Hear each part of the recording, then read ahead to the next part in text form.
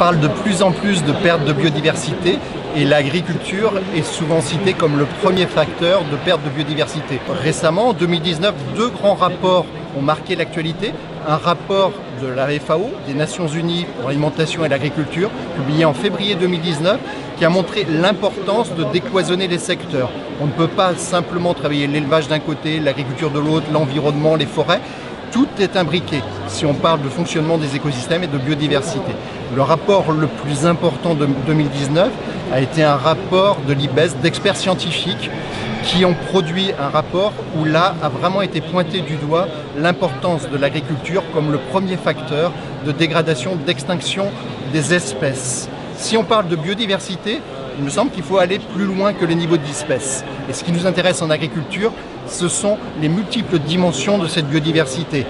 À la fois, il est intéressant de connaître la diversité des espèces. On va cultiver du blé, de l'orge, du maïs, mais la diversité intraspécifique, donc les variétés qui sont cultivées pour une même espèce, sont très importantes. Si on prend le cas du quinoa sur les plateaux andins, aujourd'hui, le marché, ce qu'on consomme dans nos assiettes, nous présente trois couleurs.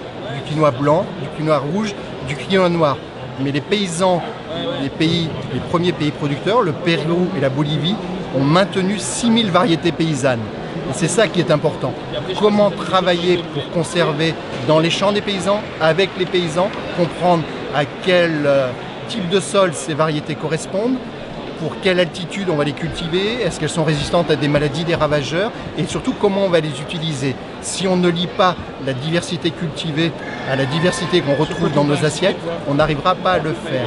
Et ce qui est important, c'est de travailler avec les paysans, de ne pas séparer le sauvage du cultivé, parce que c'est là notre réservoir de gènes. Et la complexité de l'agriculture, si on passe à une étape d'agroécologie, ce sera bien recréer ce lien dans des flux de gènes et dans la dynamique des espèces et des variétés cultivées.